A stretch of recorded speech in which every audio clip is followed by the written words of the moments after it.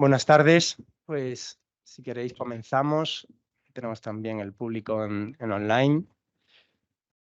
Buenas tardes a todos, bienvenidos. Muchas gracias por estar aquí. Hoy cumplimos la palabra dada, y digo cumplimos la palabra dada porque hace unos meses presentamos la primera edición del libro de la Ley por el Derecho a la Vivienda, que acaba de salir la ley. No recuerdo si era el mismo día de la publicación en el Boletín Oficial del Estado, prácticamente, o un poquito antes, ¿no? Y entonces dijimos ya en aquella ocasión que haríamos otra, porque nos comentó Cristina que estaba ya preparando la segunda edición de esta obra y nos comprometimos a hacer otra presentación de esa segunda edición, y aquí estamos, cumpliendo la palabra. En esta segunda edición, como comentarán mis acompañantes de mesa, pues se comentará todas las novedades jurisprudenciales, legislativas que ha habido tras la publicación de la ley, teniendo en cuenta también las dificultades o digamos, todas las vicisitudes en la aplicación práctica de la misma, que en aquel momento, evidentemente, no era posible todavía tenerlo en cuenta. Y tenemos con nosotros, para hablar de ello, en primer lugar a don Gabriel Domènech, que es doctor en Derecho por la Universidad de Valencia, fue profesor de Derecho Administrativo en la Universidad Cardenal Herrera CEU hasta 2008, y de 2009 está en la Universidad de Valencia como catedrático de Derecho Administrativo. Ha publicado más de 100 trabajos sobre diversos temas, principalmente invalidez de la norma jurídica, responsabilidad patrimonial de los poderes públicos, sanciones administrativas, contratación pública. Y en la actualidad su principal actividad investigadora y docente está fundamentalmente orientada al análisis económico del derecho público, y entiendo que también pues, hará ese análisis económico de la aplicación práctica de la ley. Gabriel, muchas gracias por acompañarnos y tienes la palabra. Bueno, pues muchas gracias al Colegio de Registradores por esta amable invitación, también a la profesora Cristina Argelich. Y bien, para mí la verdad es que es un honor compartir mesa con Sebastián del Rey, con el profesor Nassarre, la propia profesora Argelich. Y bueno, en especial en una ocasión como esta, para hablar ante un auditorio, la verdad es que no muy nutrido, pero sí muy cualificado. Bien, el libro que presentamos hoy bien podría haberse titulado Comentarios críticos o comentario crítico, ¿no? a la ley por el derecho a la vivienda. La verdad es que, bueno, en efecto, el libro pertenece al género de los comentarios de leyes, y en él los lectores, bueno, pues van a encontrar pues, lo que suele buscarse, ¿no? En una obra de este tipo, una explicación sintética sobre cada uno de los preceptos que integran la disposición legislativa comentada, una identificación de los problemas, de los más importantes problemas interpretativos y aplicativos que ésta puede suscitar en la práctica, que ya está comenzando a suscitar, y los argumentos doctrinales y jurisprudenciales necesarios para poder resolver estos problemas. Pero yo diría que este es un comentario un tanto peculiar, porque el lector va a encontrar en él, además, bueno, pues algo que no siempre está presente en este tipo de obras, y es un análisis crítico, extraordinariamente crítico, de las soluciones establecidas por el legislador en esta materia.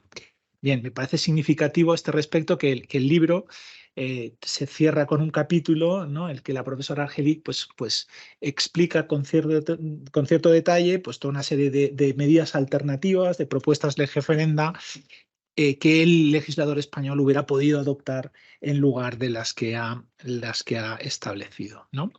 Bien, la autora aborda todas estas cuestiones con una gran solvencia. Bueno, pues en el análisis de los problemas del eje lata y del eje ferenda, bueno, pues se sirve de su gran conocimiento, de su experiencia en la materia, en la que es especialista desde hace ya mucho tiempo, desde su tesis doctoral. Se sirve del derecho comparado, y también, lo que no es muy frecuente, de estudios y opiniones de economistas que la verdad es que el legislador hubiera hecho muy bien en atender. Bien, en líneas generales estoy de acuerdo con la autora en su análisis crítico.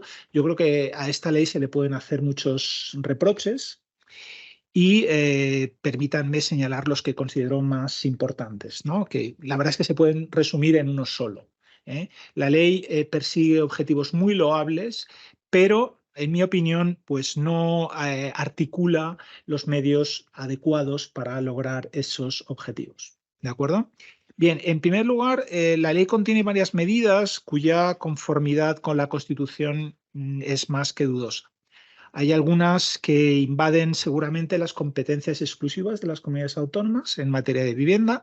De hecho, si no estoy equivocado, ya se han admitido a trámite 5 recursos de inconstitucionalidad y me dicen que en la comisión bilateral, bueno, pues están en negociaciones con el País Vasco, ¿no? Bueno, no sé muy bien cómo está la cosa, pero ahí está. Otras tantas quizás pueden suponer restricciones desproporcionadas del derecho a la propiedad privada. Bueno, la verdad es que, bien, a mí me parece bastante improbable que este Tribunal Constitucional vaya a estimar siquiera parcialmente alguno de esos recursos.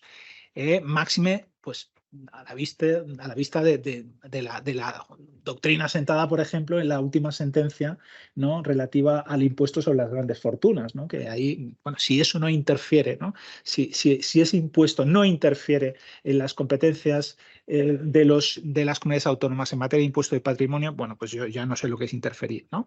En cualquier caso, yo creo que hay razones más que fundadas para entender que se ha podido producir por lo menos alguna invasión de las competencias de las comunidades autónomas en esta materia. Por cierto, una tacha análoga, bueno, podemos observar en algunas leyes autonómicas que se han dictado pues, más o menos por las mismas fechas. Yo pondría como botón de muestra el inefable Decreto Ley Valenciano 3 de 2023, que regula la actividad de los grandes tenedores y donde se establece, por ejemplo, que el incumplimiento de cualquiera de las obligaciones de los arrendadores establecidas en la legislación de arrendamientos urbanos constituye acoso inmobiliario y una infracción muy grave, combinada con una multa de 350.000 euros a 950.000 euros. Entonces, yo creo que desde el punto de vista del principio de proporcionalidad y de las competencias del Estado, exclusivas del Estado en materia de legislación civil, me parece una medida bastante cuestionable. Bien, el segundo reproche podría ser que la ley, en mi opinión, está destinada al fracaso en el terreno de los resultados prácticos que supuestamente pretende alcanzar. Y ello como consecuencia de 2 causas. La primera es que, bueno, la puesta en marcha de muchas de las medidas previstas en esta ley, pues señaladamente la limitación de los precios del alquiler, bueno, pues requiere la colaboración de las comunidades autónomas, ¿no?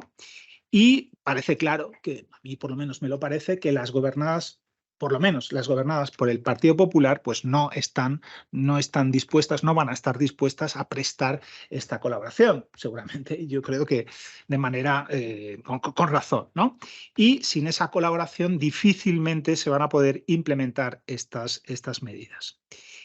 El segundo problema es que tampoco los propietarios van a colaborar, me parece a mí. Yo creo que es probable que los propietarios pues, van a reaccionar frente a la ley adoptando, digamos, medidas de autodefensa, ¿no?, de autoprotección, ¿no? Pues, entonces, bueno, pues claro, si la ley establece medidas que encarecen la actividad de dar una vivienda en arriendo, pues lo esperable, lo previsible es que se reduzca la oferta de viviendas en alquiler y, por lo tanto, se dificulte todavía más el acceso de determinadas personas a la vivienda, especialmente de colectivos vulnerables, de colectivos en riesgo de sufrir algún tipo de discriminación. Y esta reducción de la oferta, a su vez, bueno, pues previsiblemente producirá o puede producir otros efectos perniciosos, como por ejemplo la existencia de mercados negros o bueno, pues la disminución de la movilidad, lo que puede perjudicar, bueno, pues las posibilidades de mejora profesional y personal, ¿no?, que muchas veces están ligadas a encontrar, ¿no?, una vivienda en alquiler en otra ciudad, en otro lugar. Y esto, bueno, pues estas posibilidades van a menguar. Bien, el tercer reproche que yo le haría a la ley es seguramente el más importante, por cuanto que seguramente está en el origen de los otros dos. Y este tercer reparo yo creo que tiene que ver con cómo se ha legislado. Yo creo que, bueno, se ha dicho, se dice en el libro, el profesor Nassarre pues, lo ha dicho también en alguna ocasión, ¿no? Esta ley es en gran medida un fruto del populismo habitacional, bueno, pues el legislador ha preferido adoptar medidas efectistas, rentables políticamente a corto plazo, antes que medidas que resuelvan eficientemente los problemas a medio y largo plazo. Bueno, yo estoy sustancial de acuerdo con estas apreciaciones, no voy a profundizar en ellas. Yo creo que también la ley es fruto de una cierta incoherencia, por no decir esquizofrenia, ¿no? Porque, claro, a mí me resulta muy paradójico, ¿no? que esta ley es una ley muy centralizadora. ¿eh? Bueno, hasta el punto de que seguramente invade las competencias de las comunidades autónomas en varios aspectos. Y a mí me llama la atención que esta sea una ley que ha sido aprobada con el impulso de dos partidos sedicentemente federalistas, ¿no? Se dicen federalistas y con el apoyo de partidos políticos abiertamente independentistas, ¿no? Como son Esquerra República de Cataluña y EH Bildu, hasta el punto de, bueno, el caso de RS ya me parece muy remarcable, porque por un lado votan a favor de la ley y luego a través de la Generalitat están impugnando la ley, están recurriéndola, ¿no? Lo cual me parece ya, en fin, o sea, no lo acabo de entender, ¿no? Y también yo veo otra incoherencia, ¿no? Y es que todos sabemos que el partido mayoritario en el gobierno, pues durante mucho tiempo se estuvo criticando, ¿no? La medida estelar un poco de esta ley, que es la limitación de los precios del alquiler hasta el último momento, ¿no? Entonces, realmente esto es una ley impuesta por una minoría muy minoritaria, ¿no? Dentro del espectro político, ¿no? Y bueno, yo creo que en parte puede ser, esto es explica bastantes problemas y puede ser también una fuente de problemas prácticos, ¿no? Y finalmente yo creo que quizás esto a mí es lo que más desazón me causa, que la ley se ha dictado de espaldas a la realidad, o más exactamente a la mejor información de que disponemos sobre la realidad, ¿no? Es decir, el legislador aquí ha soslayado la experiencia, la evidencia empírica y las teorías, digamos, científicas más contrastadas y fiables acerca de las consecuencias esperables que en el mercado de la vivienda pueden tener medidas como las previstas aquí por el legislador. Y a mí, que como se ha dicho en la introducción, bueno, pues yo llevo pues 20 años más o menos tratando de predicar, ¿no? Que deberíamos incorporar, ¿no? Los conocimientos que nos proporcionan los economistas, las evidencias empíricas que nos proporcionan, pues aquí se han ignorado por completo y yo creo que esto probablemente lo vamos a pagar todos. Y nada, con esto termino. Muchísimas gracias. Vuelvo a reiterar el agradecimiento.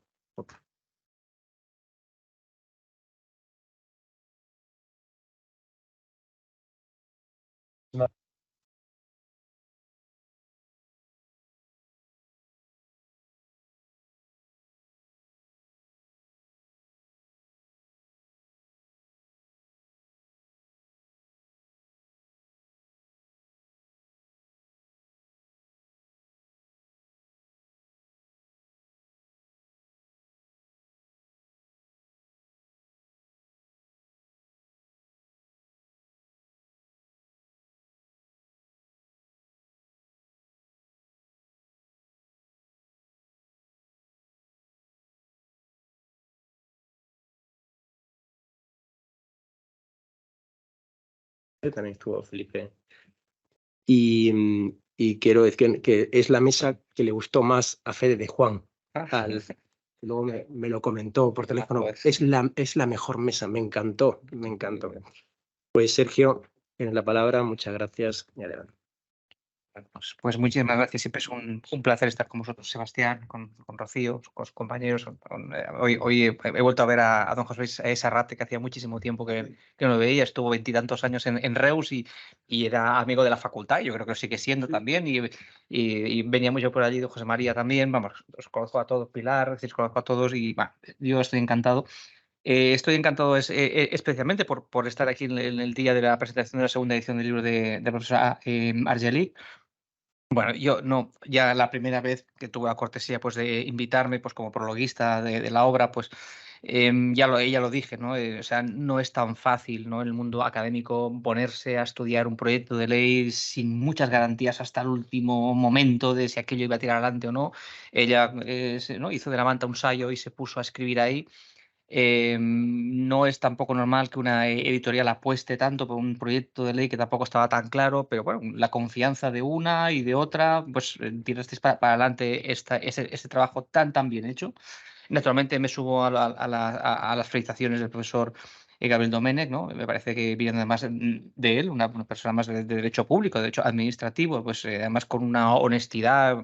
Además, bueno, con el profesor Gabriel hemos sido amigos virtuales muchos años y desde hace, yo creo que hace 2 semanas, ¿no? Que estuvo en un tribunal de tesis doctoral, pues yo creo que también físicos, para entender, no sé cómo decir, y coincidir, ¿no? En que es una pena, ¿no? Y el profesor Argeli lo explica muy bien, ¿no? Y con mucho detalle y con mucho argumento y un argumento muy de peso en el libro, ¿no? Que es una pena, ¿no? Que tengamos que ver esta ley de vivienda, la primera ley de vivienda de la democracia y que sea así. ¿Qué le voy a decir? Está muy bien explicado. Naturalmente, ponerse luego con la primera edición en la calle, decir, bueno, la ley ya ha salido, han cambiado cosas, alguna importante en el sentido que cambiaban estructuras y tal, porque en el último momento empezaron a poner, y en el mundo rural y las comunidades autónomas y no sé qué, pues son como un copiar-pegar de esta frase, de este trocito en varios artículos. Claro, esto a ella le cambia cosas. Y por lo tanto, pues tiene que adaptar y eso es muchísimo trabajo y hacerlo pues con el éxito y en el plazo correspondiente. Yo creo que es el único libro, si no me equivoco, creo que es el único libro de los comentarios a la ley de vivienda. Yo no he visto ninguno más. Bueno, hay uno colectivo, pero de autoría propia, es decir, asumir, digamos, unos comentarios, ¿no? Una ley de este calibre, quiero decir, tan reciente y tan todo, me parece pues soberbio, ¿no? Entonces, bueno, y además la valentía, ¿no? Sobre todo al final, ¿no? De mojarse y decir, bueno, yo recomiendo desde la humildad de todo profesor universitario, que efectivamente decimos con el señor Sarrate antes, ¿no? Decimos, una cosa son los libros, otra cosa es la práctica, bueno, pues con nuestra humildad, ¿no? Intentar decir, bueno, nosotros hemos leído esto y hemos visto que en otros países funciona esto, ¿no? Y dice, bueno, pues ¿por qué no nuestro legislador pues no se lo ha mirado? No ha mirado que esto quizás podría haber sido una opción. Ella además es experta en temas de alternativas a la expropiación forzosa. Tú tienes muchos trabajos, especialmente uno en Inglaterra o con la legislación inglesa, que creo que además pues, te dio entrada también al tema de colaborar con el gobierno valenciano precisamente para hacer leyes, ¿no? Y bueno, pues sí existen incluso trabajos patrios y además a 3 kilómetros del ministerio que estás aquí, en la Autónoma de Madrid. Y dices, bueno, ¿quiere por favor leerse esto, parar máquinas un momento y hacer caso o no? Pero por lo menos léalo y contraste, ¿no? Esta tendencia que el profesor Domènech decía, ¿no? De, pues eso, de las grandes fortunas, decía él como ejemplo. Bueno, la profesora Argelik, que hemos tenido un ratito esta tarde, dice, tienes que decir esto. Bueno, pues yo lo comentemos en petit comité antes. En Cataluña existe, atención, porque yo no lo sabía hasta hace, ya le digo, pues hace 30 minutos, que en Cataluña existe una comisión de investigación, no es una comisión informativa ni parlamentaria, es una comisión del Parlamento de Cataluña, de comisión de investigación sobre la acumulación de inmuebles por determinadas entidades.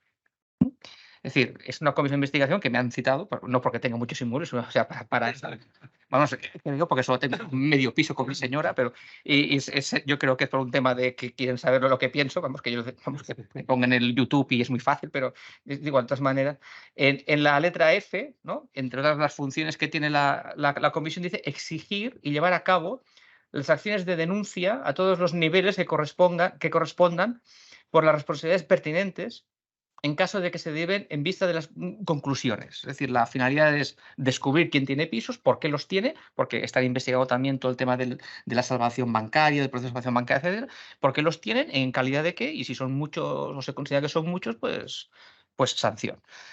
Entonces, bueno, ya supongo que ya se imaginan lo que diré, ¿no? Pero la idea es también, ¿no? Estos días también, en la línea también, y yo le animo a la profesora Argelik, que igual pues puede continuar una parte 2 o 3, digamos, porque estos días hemos estado invirtiendo en los comentarios al anteproyecto de ley catalán sobre arrendamientos urbanos. Cataluña va a tener su propia normativa de arrendamientos urbanos previsiblemente y bueno, pues allí tiene una serie de cosas que efectivamente adolece la propia ley y que la propia ley de vivienda y la profesora Angelique también lo destaca en el libro, que es que, por ejemplo, ¿no?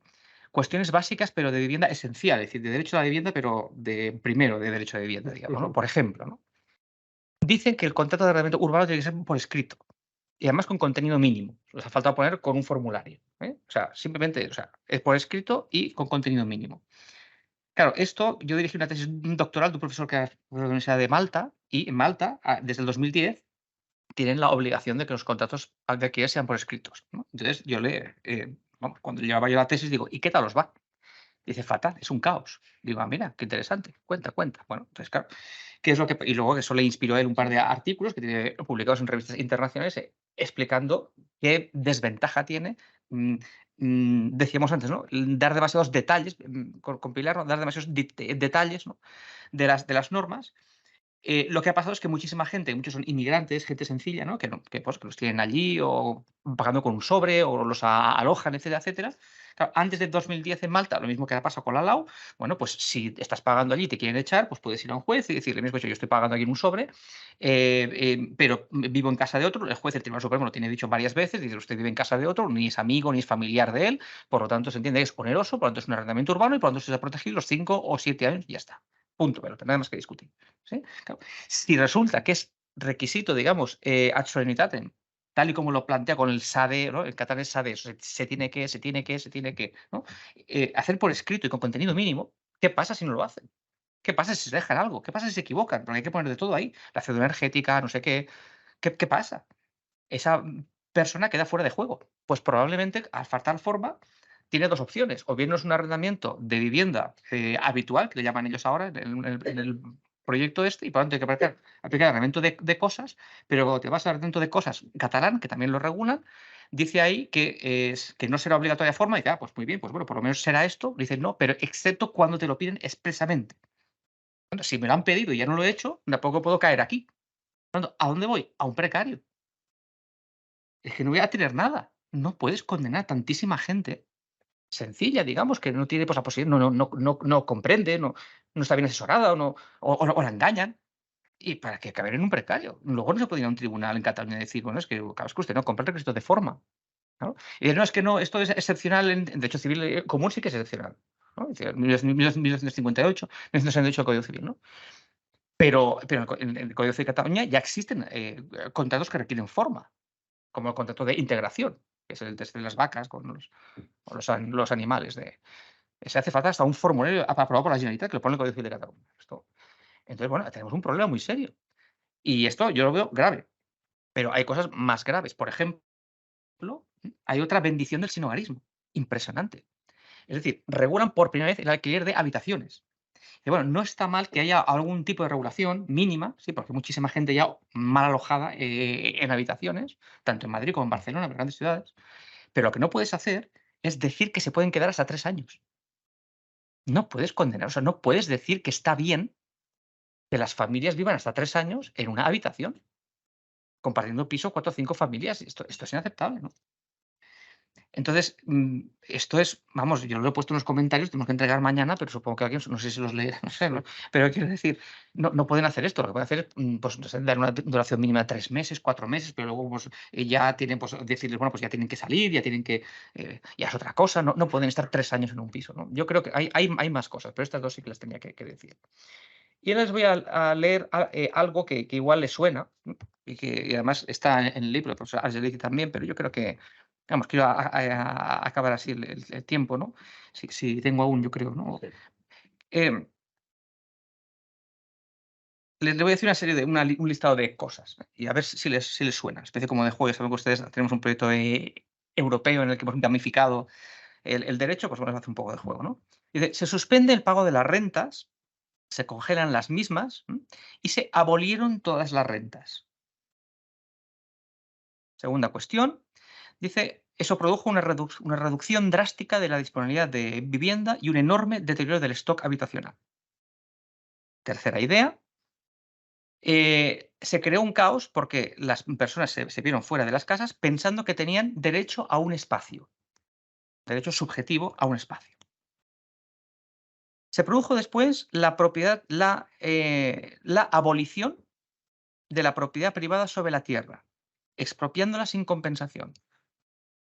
Eso lo ponemos en artículos 10 y 11, ¿no? La ley de vivienda. Y se dio la propiedad universal de la tierra al Estado, prohibiendo su adquisición, su venta, su herencia y su hipoteca. Y, finalmente, se expropió todo el suelo urbano, y en concreto aquellos que tenían más de 5 propiedades. Pero, y ahora viene el truco, los soviets decidieron que también tenían que ser expropiados los de 4, los de 3, los de 2 y los de 1, que acabaron viviendo pues en el lavabo de la casa donde, con todos respetos, en la que ellos tenían antes. Les acabo de leer los extractos del decreto 30 de octubre de 1917, de 8 de noviembre de 1917 y de 20 de agosto de 1918, el primero de ellos escrito por Lenin de su puño y letra en la noche de la toma del Palacio de Invierno, y los otros dos, naturalmente, aprobados por el propio Lenin. Verán que lo que acabo de leer, pues estamos ahí, estamos pues al 50% más o menos del camino. Pero es muy curioso ahora que, pues, he estado leyendo pues, estos libros de la Unión Soviética, de vivienda, que es el friki, digamos, lo que me apetecía. Pues, casualidad, pues resulta que hay tantas coincidencias hasta en los números. 5. Y ustedes saben, ¿no?, que lo decía el profesor también, que en Cataluña ya han dicho que son 5, porque la ley, efectivamente, cuando define gran tenedor, dice 10, pero según la comunidad autónoma tiene 5, pues 5. Y Cataluña tiene 5. Y fíjese que los números pues, no son casuales. Nada, pues muchísimas gracias por el rato. Felicidades pues, a Angelique de nuevo. Ha hecho un gran trabajo y una gran obra. Lo demuestra que la invitan a los congresos, etcétera, y lo está defendiendo ahí. Por lo tanto, siga por este camino y para adelante. Felicidades.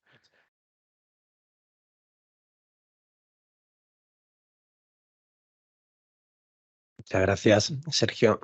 Nos has dejado helados.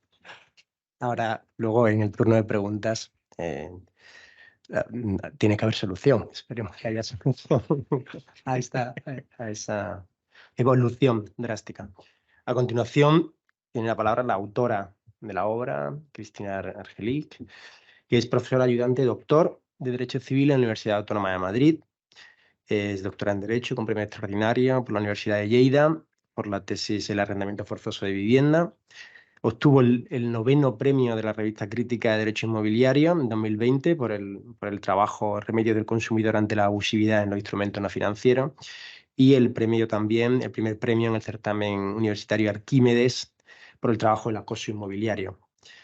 Tiene más de 70 publicaciones científicas, además de esos 2 libros, el de la tesis doctoral y este que presentamos ahora, que es la segunda edición. El 40% de las publicaciones en el primer cuartil, y tiene una incesante actividad en diversos foros, tanto en grupos de investigación como en medios de comunicación. Y ahora tiene la palabra para comentar pues, todas esas novedades que he introducido en la segunda edición de la obra. Muchas gracias, Cristina, y enhorabuena de nuevo. Muchas gracias. En primer lugar, me gustaría agradecer a todo el Colegio de Registradores la excelente organización de esta segunda presentación de la segunda edición del libro de la Ley por el Derecho a la Vivienda. También me gustaría agradecer a la editorial Thomson Reuters Aranzadi el encargo, la encomienda expresa de esta segunda edición, y no por ello menos importante, me gustaría agradecer tanto al profesor Sergio Nassarre como al profesor Gabriel Domènech por su presencia hoy aquí, a los efectos de que el contenido de la obra, digamos, tenga esta perspectiva de carácter académico. Digamos, como se pretende. Me gustaría ofrecer algunos datos de la aplicación práctica de esta norma, puesto que ya fueron publicados por la Federación Nacional de Asociaciones Inmobiliarias. Se ha producido un 30,5% de reducción de la oferta de alquiler de vivienda habitual, también un 9,2% de incremento de las rentas para los nuevos contratos de arrendamiento, un 29% de reducción de la gestión del alquiler mediante inmobiliarias. Va a haber una fuga de un 6,3% directa de las viviendas que se encuentran arrendadas, y un 6,2% se van a destinar al alquiler turístico, junto con un incremento de un 25,8% de los arrendadores que van a exigir más requisitos para alquilar. Todo ello se suma a los datos recientemente publicados, por una parte por el portal inmobiliario Idealista. El alquiler por temporada ha aumentado un 40%, y el de vivienda habitual, la alquiler se ha reducido un 12%. Y por último, ayer mismo se publicó por la agencia negociadora Alquiler, otra empresa, que se ha producido una reducción del 25% de la oferta de alquiler de vivienda habitual. Estos serían los datos que tenemos encima de la mesa. Estos datos lo que manifiestan es que más allá de cuál sea el juicio de valor acerca de la constitucionalidad o no de la norma, no se trata tanto de si el legislador estatal tiene competencia suficiente, sino de qué ejercicio de dicha competencia hacen las materias en las que no cabe cuestionarla, sobre todo en materia procesal y en materia civil. Por tanto, la crítica que se formula en el libro de la norma es de carácter sustantivo. Y esa es la crítica que va a permanecer en el tiempo, más allá de si se declara o no su constitucionalidad, son adecuadas o no las medidas que plantea. Y eso se formula, digamos, desde una perspectiva civil, desde el cuestionamiento directo del derecho de propiedad y su estructura, la posesión y también los contratos civiles. ¿Cuáles son los dos grandes ejemplos que plantea esta norma a estos efectos? Pues por una parte tenemos la facultad de disposición del bien respecto a los actos de administración y actos de disposición. Bien, lo que hace el legislador es imponer heterónomamente a las partes del contrato la renta, que es la principal prestación del deudor. Ya tenemos muy intervenidas las prestaciones respecto al arrendamiento de vivienda habitual, de manera que cuanto menos margen de autonomía de la voluntad se deje a las partes, más cerca estaremos, aunque no estemos todavía en ese punto, afortunadamente, de los contratos dictados, aquellos cuya celebración es voluntaria, pero cuyas prestaciones vienen determinadas por la Administración. Y por otra parte encontramos otro ejemplo respecto de lo acontecido ya en el trámite parlamentario en materia de suspensión de los lanzamientos. Vemos cómo el legislador ha sometido a una auténtica cursa de obstáculos, no solo para la interposición de la demanda de desahucio en el procedimiento declarativo, por cuanto exige la conciliación previa y además cuando el arrendador es un gran tenedor, también exige que se aporte el certificado del municipio donde radique la finca, atestiguando o no la vulnerabilidad del inquilino, sino que cuando posteriormente consigue interponer la demanda, porque sin estos dos requisitos estamos viendo cómo ya se están inadmitiendo las demandas a trámite, cuando el propietario consigue obtener el pronunciamiento firme y llevarlo a procedimiento ejecutivo de lanzamiento, se encuentra con que, como previo a dicho lanzamiento, a ejecutarlo, es necesaria el ofrecimiento de la alternativa habitacional por parte de la comunidad autónoma. Si ella no ofrece esa alternativa habitacional, ni tampoco de momento está compensando al propietario, parece que a partir de 2024 las comunidades autónomas se pondrán a ello, pues evidentemente aquí lo que se está cuestionando es la facultad de exclusión del propietario. Son dos grandes facultades del derecho de propiedad que están viéndose cuestionadas. Por una parte, se determinan las prestaciones del contrato hasta el punto de determinar la renta en las zonas citas, viviendas citas en zona de mercado residencial tensionado para cualquier tipo de arrendador, y además se obstaculiza, digamos, deliberadamente el lanzamiento por cuanto el ofrecimiento de la medida se ve condicionado a la alternativa habitacional por parte de la comunidad autónoma y, por otra parte, no se compensa al propietario cuando con carácter previo sí se hacía. Y en este sentido me gustaría traer a colación cuál era el régimen, digamos, antes de la aprobación de la ley de vivienda para una institución que ya estaba en nuestro derecho, a suspensión de los lanzamientos. Esto se previó en 2016, en principio sin compensación. Eso desde un punto de vista como la intervención en los derechos de los ciudadanos se puede articular desde un punto de vista de derecho administrativo. Bueno, tenemos dos grandes instrumentos, además de la expropiación. Las suspensiones administrativas de derechos, este sería el ejemplo, las transferencias coactivas no expropiatorias, contratos forzosos, contratos dictados, etc. Bien, en este ámbito estamos claramente ante una suspensión de los lanzamientos, suspensión administrativa de derechos, que solo se procede a compensar a partir de 2020, pero a instancia del ciudadano. Y desde luego lo que nos observa ahora es cómo se va a articular, más allá de la, digamos, de la promesa de diversas comunidades autónomas que lo van a articular en 2024 y dejando desde luego ineficaz por cuanto se está obstaculizando deliberadamente la facultad de exclusión del propietario. Por tanto, el cuestionamiento que formulo de esta norma, partiendo de estos dos ejemplos, es en qué queda el derecho a propiedad, si podemos hablar de derecho a propiedad cuando una propiedad se encuentra muy gravada o sus facultades esenciales se ven cuestionadas. Y esto también ya se producía en las primeras medidas de prórroga forzosa aparejadas a la congelación de la renta, etcétera, que ya empezaron en 1920. Bueno, nos encontramos justo un documento de tal día como hoy, pero del año 1927, publicada en una publicación oficial de la época, Asamblea Nacional, en la que 7 años después de prórrogas obligatorias de medidas principalmente coyunturales, pues bueno, evidentemente se había establecido odio entre los inquilinos y los propietarios. Parece que casi 100 años después seguimos estando igual. Y aquí las culpas son compartidas. Evidentemente, los legisladores autonómicos no han atendido debidamente, digamos, el ejercicio, más allá de los múltiples incentivos negativos que han venido regulando. Desde luego, no han ejercido correctamente su potestad legislativa en este ámbito. Y ahora se suma también una legislación a nivel estatal que lo único que hace es ahuyentar tanto la oferta de vivienda ante una incesante demanda. Por tanto, no parece lo más apropiado. También me gustaría comentar, digamos, a futuro, que parece que la intención del legislador es reformar la reserva de suelo para vivienda protegida del 40% actual, aumentarlo hasta un 60-70%. Esta es la horquilla que se maneja. Bien. Esto en Barcelona ya se ha aprobado, digamos, y el resultado ha sido el siguiente. En 5 años han construido 8 viviendas con una reserva de suelo del 30%. Evidentemente, las promotoras van a optar por no construir vivienda si se les obliga a dicha reserva, digamos, si se sujeta a esta reserva. Por tanto, muy probablemente no sea lo más oportuno que pueda realizar. Y claro, ¿por qué vemos que también el legislador está optando por, digamos, vaciar de contenido por la puerta de atrás las facultades inherentes al derecho de propiedad, la de disposición y la de exclusión?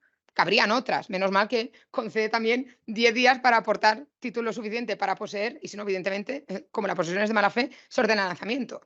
Pero si no, ya estaríamos incluso cuestionando otro tipo de facultades inherentes al derecho de propiedad. Por tanto, ¿por qué se utilizan estos mecanismos? Pues por una parte, para que la afectación al derecho de propiedad no sea tan evidente como lo sería por una vía más directa, la vía expropiatoria, plantea de entrada estos, digamos, una intervención más directa, pero también, digamos, se hace a los efectos de evitar, digamos, digamos, contenidas en la jurisprudencia constitucional, deferencia con el legislador. Esto a los únicos efectos que sirve es para no aplicar el principio de proporcionalidad y el contenido esencial del derecho de propiedad. ¿Cabe hablar de derecho de propiedad cuando, por estas vías, suspensiones administrativas de derechos o transferencias coactivas no expropiatorias, se está vaciando materialmente dicho contenido, aún no acudiendo a la expropiación?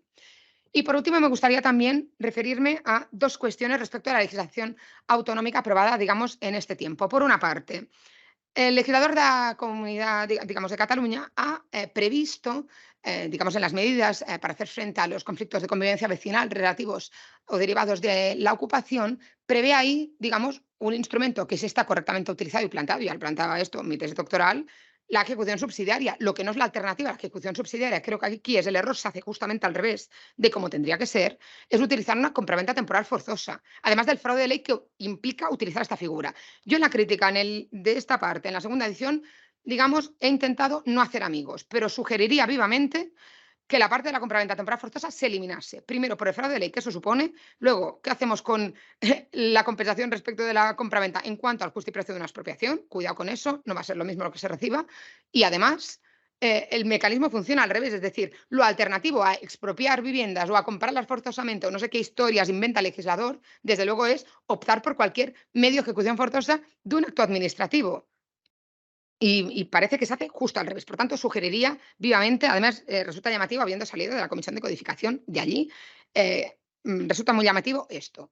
Y otra cuestión que también me gustaría decir, digamos, ahí se me he explayado más en el libro, porque como entendí que como me encargaron un informe por parte de la Consejería de Vivienda de la Comunidad Valenciana, yo ya informé, digamos, a los efectos y, bueno, han acabado siendo un poco lo que les ha parecido, pero menos me ha gustado encontrarme que una de las propuestas que también se contiene en el libro, el asunto de las cooperativas de vivienda, bueno, el modelo Andel de Dinamarca, de una ciudad danesa que se llama Andel, pues evidentemente a nadie se le ha ocurrido poder vincular una utilidad pública, por tanto un uso público o un bien de titularidad privada. ¿Qué 2 vías utiliza el legislador valenciano? Bueno, muy hábilmente. Una vía la cooperativa y la segunda la asociación. Cualquier persona jurídica de base personal, ¿cómo se va a nutrir? Pues con subvenciones públicas y, por tanto, echa la ley, echa la trampa. Como una asociación haya constituido un cohousing y perciba subvenciones públicas, con la letra de la ley en la mano, cabe vincularla a un uso público. Y eso a mí me parece francamente peligroso, por cuanto si la administración que sea, también la Administración General del Estado, se da cuenta de que no hay viviendas protegidas suficientes, lo primero que tiene que hacer es fomentar que existan, no intervenir en la propiedad privada hasta ese punto.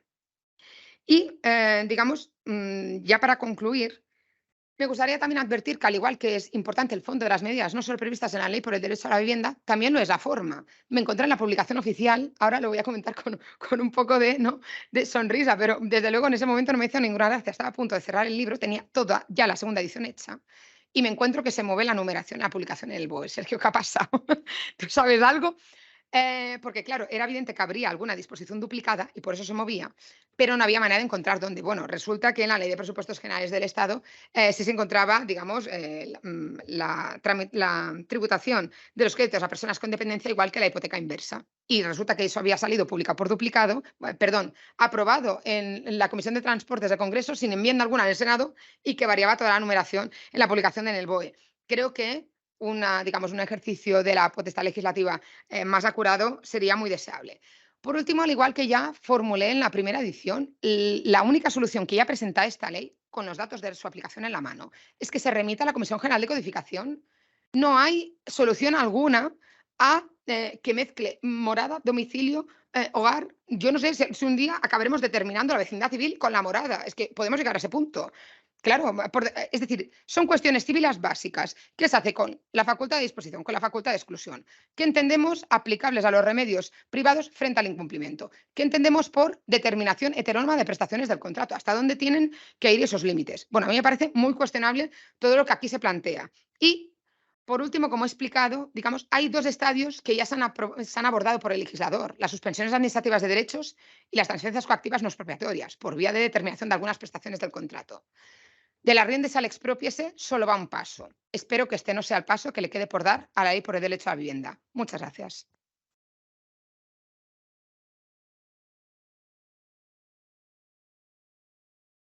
Muchas gracias, Cristina, por tu maravillosa intervención. Si queréis, damos paso ahora al coloquio. Si hay alguna pregunta, puedo abrir yo fuego. Vamos, no sé, estoy abrumado. ¿Hay solución? ¿Qué solución hay? Porque está, bueno, está todo muy bien argumentado y se entiende todo perfectamente, lo mal que se ha hecho, ¿no? O los peligros, pero ¿y la solución? ¿Hay solución? ¿Hay solución posible? Y le paso la pregunta quizá a Sergio por cercanía. Porque lo de los soviets me ha dejado helado. Bueno, yo creo que todos tenemos una opinión al respecto y creo que, bueno, si quieres, empiezo yo, pero seguro Cristina, Gabriel. A ver, yo creo que hay algunas cuestiones muy estructurales que hay que trabajarlas mucho. Creo que este gobierno anterior lo empezó a hacer y lo empezó a hacer creo que bien, pero no sé cómo ha acabado. La verdad que le he perdido el rastro porque no sé cómo ha continuado. Un tema clave en nuestro país, pero el mismo reto que tiene Francia, el mismo reto que tiene Alemania, Italia, o sea, no estamos solos en eso, es el tema de la falta de cohesión territorial. Es decir, lo que no puede ser es que hablemos de una España vaciada, de una Francia vaciada, de una Italia vaciada o de una Alemania vaciada. Todo el tema de Leipzig, la parte de la Alemania del Este, está fatal. Sino que hay que buscar mecanismos para reequilibrar esto. Y esto, claro, eso es un proceso que empezó en los años, sobre todo años 50, 60, que igual ya venía de antes, más matizado, pero bueno, especialmente en los años 50 y 60, ¿no? Esa concentración urbana en las grandes ciudades, donde está la industria, donde están ahora los servicios, las ciudades atractivas, ¿no? Entonces, eso hay que trabajar. Entonces, hay expertos en crédito territorial. Trabajé con ellos en el España 2050, en el ejercicio de prospectiva de presidencia del Gobierno. El capítulo 6 recomiendo la lectura. Yo lo he leído varias veces, sobre todo en la parte de crédito territorial. Creo que hay de desarrollo territorial y de cohesión territorial, porque es que es fundamental que todo el mundo pueda, sobre todo la gente joven, quedarse donde ha nacido, donde quiere vivir, ¿no? Nosotros hemos hecho 10 planes de vivienda de diversos municipios de varios tamaños. Y lo primero que dicen los alcaldes es: tenemos un problema con los jóvenes que quieren quedarse a vivir donde han nacido, están muy apegados al pueblo, en asociaciones, en movimientos culturales, pero se tienen que ir. Son pueblos atractivos, son pueblos, pues, con costa, buen clima, y tal, y bueno, y tienen que marchar lejos, a veces muy lejos, ¿no? Entonces tenemos un problema de generación de oportunidades más allá de los dos grandes urbes, ¿no? Y luego en menor grado quizás Valencia, Bilbao, etcétera. Claro, esto está muy ligado. Un colega nuestro que seguro que conocéis, profesor Benito Arruñada, de la Pompeu, él tiene, por ejemplo, una línea muy interesante con el tema de los estudios universitarios. Es decir, una de las claves está en qué estudian nuestros jóvenes, ¿no? Ahora hemos salido de la generación millennial, donde sus padres, que eran los padres de los millennials, eran los que veían el Club de los Poetas Muertos, aquello del Carpe Diem. Entonces, claro, a sus hijos les dijeron, pues eso, que disfrutaran de la vida y que hicieran lo que ellos les gustara y que no se preocuparan de todo lo demás.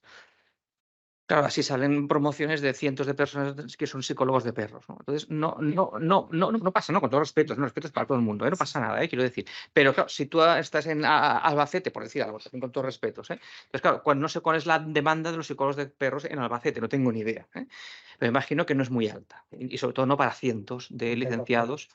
Claro, claro, son perros ya pues, más sensatos, más otra cosa, ¿no? Entonces, lo que quiero decir es que tenemos un tema social, un tema de estructura social, eso está ahí detrás, y luego hay cuestiones más adjetivas, digamos, más que se pueden atacar, ¿no? Desde otra perspectiva. Nosotros tenemos un trabajo que se llama Concrete Actions for Affordable Housing in Europe, donde comparamos 8 países, las buenas prácticas, las malas prácticas, cuánto cuestan y a cuánta gente han beneficiado. O sea, hemos hecho vamos, lo dirigí yo y fui muy estricto con los reportes, porque digo, no quiero que me digáis que estáis encantados de esa política, no quiero saber cuánto os ha costado, a cuánta gente habéis beneficiado, por qué ha funcionado, dónde fracasasteis, etcétera, etcétera. Y hay unos cuadros, en resumen, de todas esas políticas, ¿no?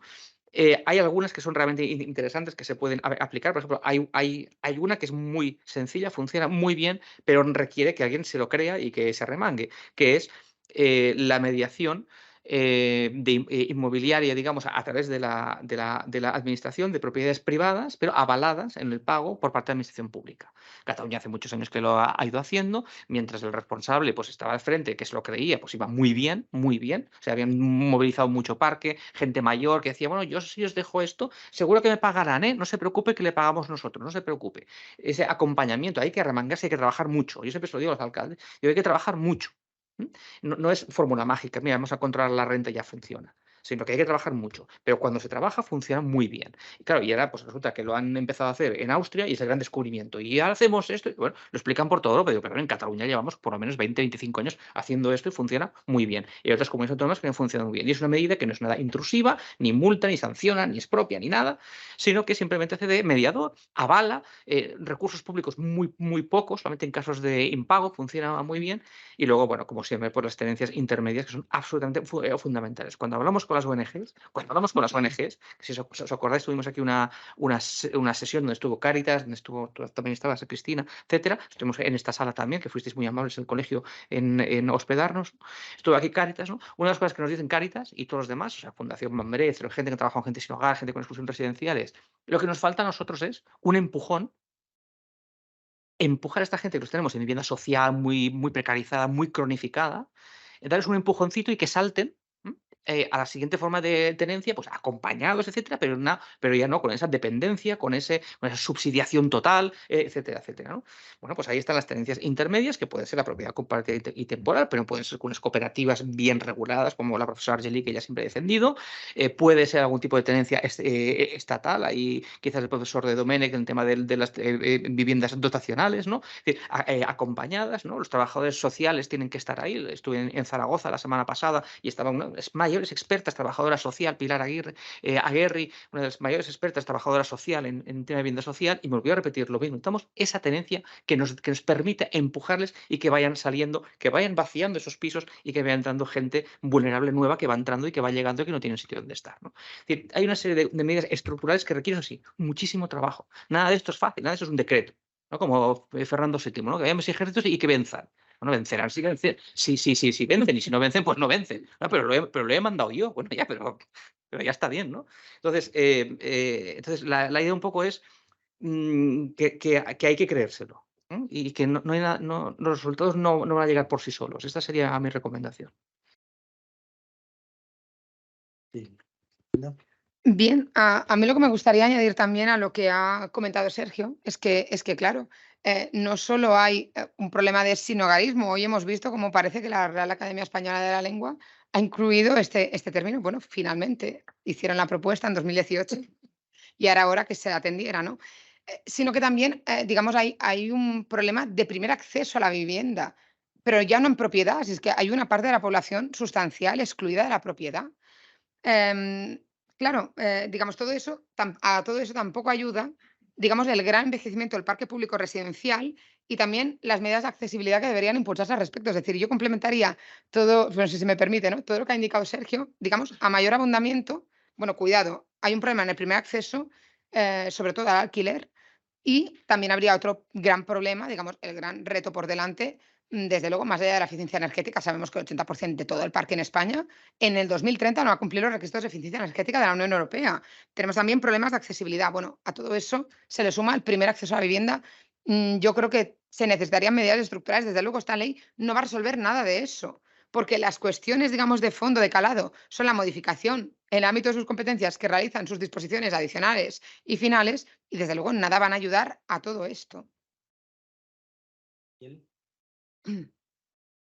Yo la verdad es que no soy un experto en materia de vivienda, de políticas de vivienda, ¿no? Como lo son pues Sergio y Cristina, pero yo lo que veo, bueno, básicamente es que no hay, bueno, los políticos tienen una tendencia, ¿no? Una tentación, si acaso, de políticas que den efectos o que parezca que dan efectos en el corto plazo, por razones obvias, ¿no? Porque su objetivo principal es ganar las próximas elecciones y entonces pero que aquí estamos viendo, las evidencias muestran que esas políticas pues, no dan resultados positivos. Y entonces, bueno, pues yo pediría que se atendiera más a las evidencias empíricas, que son relativamente abundantes, y donde no hay evidencias empíricas, pues hay estudios teóricos que señalan que es pues, determinadas políticas, determinadas medidas, lo previsible, aunque no tengamos evidencia empírica, es que no den buenos resultados. Pues, hay medidas, por ejemplo, una medida, yo es que tengo una fijación, ¿no? con esta medida, pero hay otras muchas equivalentes, pues por ejemplo, con los derechos de tanteo y retracto, bueno, pues que en la Comunidad Valenciana se han implantado, han sido un desastre por muchísimas razones. Y parece yo creo que lo peor que tienen los derechos de tanteo y retracto es que aparentemente son inofensivos, pero no lo son, no lo son. Producen unas distorsiones en el mercado muy importantes y, bueno, además, inicialmente en la Comunidad Valenciana, supongo que los registradores, sabéis, generaron un caos inicial muy considerable, que hubo que dictar una circular porque claro, el coste, ¿no? El coste de tener paralizadas unas operaciones durante mucho tiempo, eso es un coste oculto, pero que es muy real, ¿de acuerdo? Y luego, para ya rizar el rizo, bueno, pues por ejemplo, esto es curioso, ¿no? Porque en los últimos años, bueno, pues se han creado think tanks, ¿no? En el ámbito este de la vivienda, pues, por así decirlo, pues los gobiernos, ¿no? Pues buscan también evidencias o tratan de buscar evidencias y estudios que favorezcan sus políticas, ¿no? Entonces, curioso que uno de estos think tanks, por así decirlo, de izquierdas, pues encargó un estudio para mostrar los efectos tan beneficiosos que había tenido el derecho de tanteo y retracto. Y era todo lo contrario. Porque, claro, crear un parque público de vivienda a base de un apartamento aquí, un chalet con piscina allá, o sea, la gestión, o sea, si ya es difícil gestionar un parque de vivienda público, ¿no? Y vemos que cuesta mucho a las administraciones mantenerlo, pues ya si gestionas un parque público totalmente disperso, donde no hay economías de escala, el desastre está garantizado. No sé si me explico. Entonces, evaluemos lo que estamos haciendo y pensemos que no hay, Sergio lo ha dicho, no hay recetas maravillosas, mágicas que te van a dar la solución, si es que está todo escrito. Entonces, bueno, pues parece que la mediación ha dado buenos resultados. Pues vayamos por ahí o aumentemos la oferta.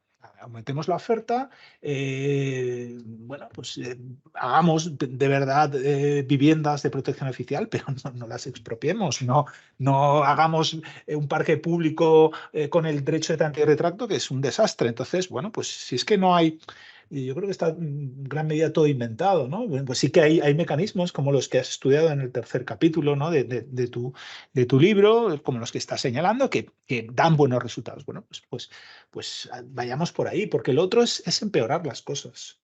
Lo otro, el control de precios de alquiler, todas estas cosas, es que hemos visto que no dan buenos resultados. Resignémonos a no utilizar esos mecanismos y vayamos por el camino que sabemos que da más o menos buenos resultados. Muchas gracias a los tres. No sé si hay alguna otra pregunta por parte del público presente, o si queréis añadir algo más. José Luis. Yo únicamente quiero felicitar a los tres ponentes porque me han parecido intervenciones maravillosas, pero sí que yo puedo decir de que, claro, los que tenemos más años, por ejemplo, yo creo que todo esto del tema de los alquileres que quieren regular será el efecto boomerang, porque esto va a producir que en el año 2024 haya menos viviendas en alquiler. Si vemos ya la historia, por ejemplo, el tema de la vivienda es muy complejo, porque nos encontramos, por una parte, un interés público. Yo quizás aquí voy a ser un poco pesado, pero ¿qué sucedía en España con la prórroga forzosa, la ley de 13 de abril de 1956 y el texto refundido del año 64? Por ejemplo, recordemos el Madrid del año 1965 o 1970. Las casas en el centro de Madrid, pues, necesitaban una capa de pintura, necesitaban arreglos, etcétera, porque los propietarios no tenían dinero para arreglar las casas, como consecuencia de la limitación de rentas. Y aquí nos encontramos ya con un tema ya de interés público, porque vas por la calle y si la fachada no está bien, puede suceder cualquier cuestión. Entonces, si nos metemos en un tema muy restrictivo, porque claro, hay un parque de viviendas en alquiler, etcétera, que no lleguemos a eso. En segundo lugar, aquí la administración debería de ponerse en otra cosa. O sea, por ejemplo, la conservación que hay de las viviendas, pero ya en el interior. Nos encontramos en España, yo hoy no me he puesto corbata, porque así estoy como registrador de la propiedad, pero mi intervención no es de registrador, y por eso no me he puesto corbata. ¿Qué sucede, por ejemplo, con las viviendas que están en prórroga forzosa en virtud de la disposición transitoria del año de la ley del 95? Pues que, por ejemplo, un propietario no puede hacer arreglos y, por ejemplo, una materia muy peligrosa son esas instalaciones eléctricas que están recubiertas con hilo y es muy fácil un incendio. ¿Sí? O sea, si está recubierta con un hilo y sobre todo por una razón, porque por ejemplo hace 60 o 70 años había menos aparatos eléctricos y ahora hay más y el peligro es un incendio, con lo cual este es un peligro que puede afectar a los demás. Históricamente, el Real Decreto Ley Boyer de 30 de abril del 85, veo que aún me acuerdo que en el 85 yo ya era registrador, o sea, pero ¿qué hizo? Se liberalizó y se pusieron un mayor parque en alquiler. Y después tenemos de que con la modificación de la ley de arrendamientos urbanos del 2013, entonces los alquileres bajaron y el mercado y el parque de alquiler aumentó. Ahora, ¿qué sucede? ¿Qué sucede? Pues que la gente prefiere alquilarlo para estudiantes, haciendo un arrendamiento de temporada de 11 meses que se excluye de la ley de arrendamientos urbanos, que el inquilino, pues cada vez le costará más. Nos encontramos con que todo esto va unido con el acceso en propiedad. Nos encontramos con que primero, planes de ordenación urbana. Para reformar un plan de ordenación urbana, años y años. Cambia el color político del ayuntamiento y si, por ejemplo, hay una aprobación inicial ya del anterior consistorio, se tiene que cambiar. Y generar suelo actualmente es muy difícil. Aparte de ello, que ponen una serie de limitaciones que son horrorosas. Pero hacer un nuevo plan de ordenación hoy es algo, yo por ejemplo, conozco municipios que rigen pues del año 90 aún. Entonces, claro, hay una escasez de vivienda. Después hay otro tema, que sé, claro, no tiene culpa la administración, ni muchísimo menos, la subida del precio de los materiales. Porque, claro, construir en el año, por ejemplo, a finales del año 2022 era, pero normal, 1.500 euros metro cuadrado. Ahora ya son 1.650 euros metro cuadrado. O sea que, y tal como están las hipotecas, pues entonces yo creo que esta ley, todas estas leyes, es un extremo, ¿eh? Y esto pues va a producir un efecto muy nocivo, extraordinariamente nocivo, pues que la gente lo va a pasar mal. La gente lo va a pasar mal. Y el principio constitucional de la vivienda digna, pues realmente esto se va totalmente al garete. Yo aquí he querido hacer un poco de evolución histórica y creo que la administración, hoy por ejemplo, afortunadamente los edificios están bien conservados y hay pocos casos de que te caiga algo a la cabeza. Pero claro, vosotros todos sois muy jóvenes. Yo me acuerdo del Madrid del año 1965, cómo estaban las casas de sucias, ¿eh? Y más entonces que había calefacción de carbón, ¿eh? Y ahora realmente con estas limitaciones cada vez habrá menos arrendadores y tal.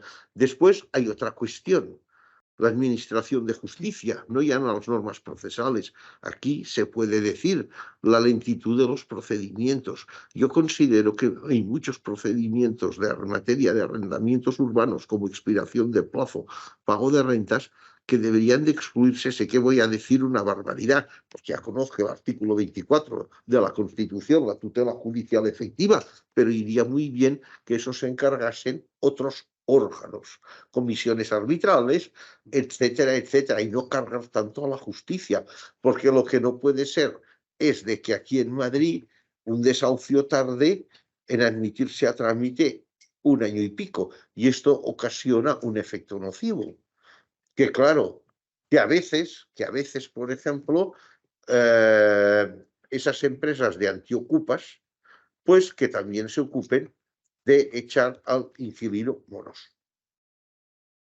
O sea, puede producir todos esos efectos. Entonces, creo que hay que combinar interés público, que es el mantenimiento de los edificios. Segundo, todo esto vale mucho dinero. Hay viviendas que están fatal de dentro, porque claro, con rentas congeladas conforme a la legislación del 64, el propietario no puede hacer nada. Y he puesto, por ejemplo, este ejemplo, el de los hilos, o sea, con hilos de tela, y eso es un peligro. Después sí que se hacen las ITES, pero no podemos pedir de que la administración lo controle todo, es imposible.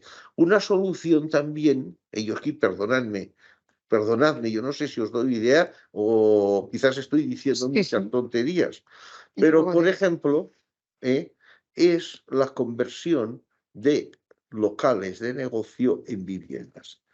¿Cuál es la razón? Hoy hay mucha gente que compra por Amazon y por Internet, Los mayores somos los que vamos a la tienda, pero la gente joven todos quieren comprar por Internet y por Amazon. Entonces, claro, una solución también para la vivienda, aunque esto exige dinero, es que se liberalizase muchísimo la transformación de locales en viviendas. Esto depende de la legislación del suelo de cada comunidad autónoma. Por ejemplo, en Cataluña es durísimo lo que llegan a exigir. Aquí en Madrid no tanto. Pero claro, nos encontramos con que también, y ahora yo voy al interés público, no quiero que se diga de que voy a favor del propietario. No, no, no, no, no. Un local vacío que lleve 10 años, porque el propietario no lo ha podido alquilar, y pensemos que no todo España es el barrio de Salamanca, pues allí se producen humedades, ratas, cucarachas, etcétera, etcétera, condiciones de salubridad. Entonces, claro, si con una mera comunicación al ayuntamiento y, lógicamente, con un dictamen técnico se pudiesen, y lógicamente, cumpliendo lo que diga el plan de ordenación urbana de la superficie mínima, pues entonces se sanearían partes del edificio, porque si no se sanea, a veces puede perjudicar a los otros vecinos. Es decir, soluciones hay muchas. Lo que sucede, claro, estamos en un extremo. Ahora estamos en un extremo. No sé qué efectos. Los efectos, desde luego, serán nocivos. Serán nocivos. O sea que, y es lo que yo quería decir, he querido aportar, por ejemplo, el tema liberalizar el tema de los locales. No sé qué opináis y en lo que discrepéis, ¿eh? Y en lo que discrepéis. Quizás he sido muy práctico, ¿eh? Bueno, Quizás he digo, sido muy práctico, ¿eh? me arrogo el uso de la palabra, si se me permite. Muchas gracias por la intervención. Lo cierto es que sí observo que cuando uno anda por la calle, pues se va fijando la proliferación de locales de vivienda reconvertidos, perdón, de locales de negocio reconvertidos en vivienda. Y los problemas principales que plantean son desde un punto de vista de la seguridad y el aislamiento térmico. Sí, Es decir, no creo que todos los, y lo digo por ejemplos concretos. En el municipio donde yo resido, resulta que hay un antiguo concesionario de una marca de coches, local bastante grande, eso debe tener 250, 300 metros perfectamente. Bueno, pues ahora es una vivienda. sí. Ventilación, ¿qué hay de ventilación? Ninguna. Eso está siempre baja, no sé. Da un poco, claro, pero podría poner otros ejemplos. Desde luego, en materia de aislamiento, no parece que sea lo más conveniente, oportuno. No hay ningún tipo de ventilación cruzada, no hay cómo ventilar. Eso es un gran problema, digamos, sobre todo en época, digamos, de verano. Lo digo también porque es un asunto que, digamos, además de estudiarlo, vivo en mis carnes. El problema claro, no, es que la falta de ventilación, la falta de aislamiento térmico. Viviendas que superan más de los 30 grados, no se puede vivir ahí. Y que no hay manera de hacer bajar eso, ¿eh? Lo mismo el tema de la seguridad en la tenencia, no en la tenencia, sino, digamos, las condiciones de seguridad, no solo referidas a la seguridad en la tenencia. Luego, una cuestión, me gustaría aportar al menos 2 datos que, aunque es cierto, no han salido publicados, se pueden consultar respecto de diversos portales inmobiliarios. Cuando las fincas se transmiten ocupadas, pues encontramos depreciaciones de entre 40 y 50.000 euros. Eso se podía comprobar. Y luego otra cuestión, las empresas de desocupación están aumentando un 300% la facturación anual respecto al año anterior. Entonces, Dígame. el problema nos lo encontramos en que cuando cargamos el coste de la aplicación de una determinada ley al propietario sin compensación alguna por la administración, nos encontramos 2 grandes efectos. Por una parte, desinversión en vivienda, evidentemente. Y por otra parte, proliferación de todo tipo de conductas en fraude de ley, porque claro, el legislador que está haciendo, como decía antes, es vaciar por una vía indirecta la facultad de disposición de la facultad de exclusión, con lo cual acaba convirtiendo la propiedad en antieconómica. Ese es el problema.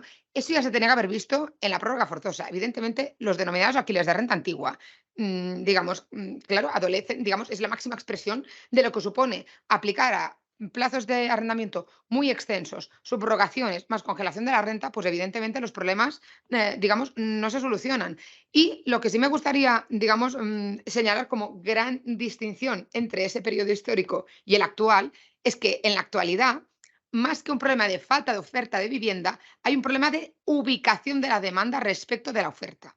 Mientras que, evidentemente, sí, a mediados del siglo XX nos encontramos con un evidente problema de falta de construcción de vivienda. No había suficiente vivienda. Y de ahí las primeras medidas de arrendamiento forzoso y demás. Por tanto, yo creo que más allá de utilizar todo tipo de incentivos negativos que acaben vulnerando digamos, vaciando de contenido las facultades inherentes al derecho a propiedad, que está haciendo, digamos, en materia de posesión también, digamos, de mala fe el legislador, porque claro, se está ya limitando demasiado la facultad de exclusión. Al final acaba siendo noticia, digamos, ¿no? Pues eso, que la Audiencia Provincial de Málaga resulta que, claro, que aplica las reglas de la posesión de mala fe estricta para cargar los costes de reparación de una vivienda y de reparación también, digamos, de los daños ocasionados a finca vecina en una propiedad en régimen de propiedad horizontal, pues claro, evidentemente a quien está poseyendo de mala fe. Eso no sería noticia si no se vulnerasen las facultades inherentes al derecho a propiedad.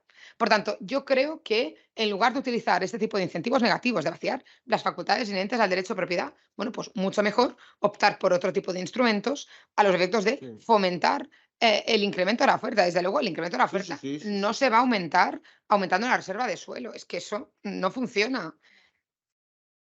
Oye, perdona, una cosa, ¿qué me has dicho ahora ya, como estamos Sí. entre amigos, que han hecho una vivienda de 250 metros y allí no vive nadie? No vive nadie, pero bueno, no vive nadie, o quizás sí, pero desde luego Perdona, eso es, vamos. perdona, oye, que al ser una planta baja, que no haya una plantación de marihuana, ¿eh?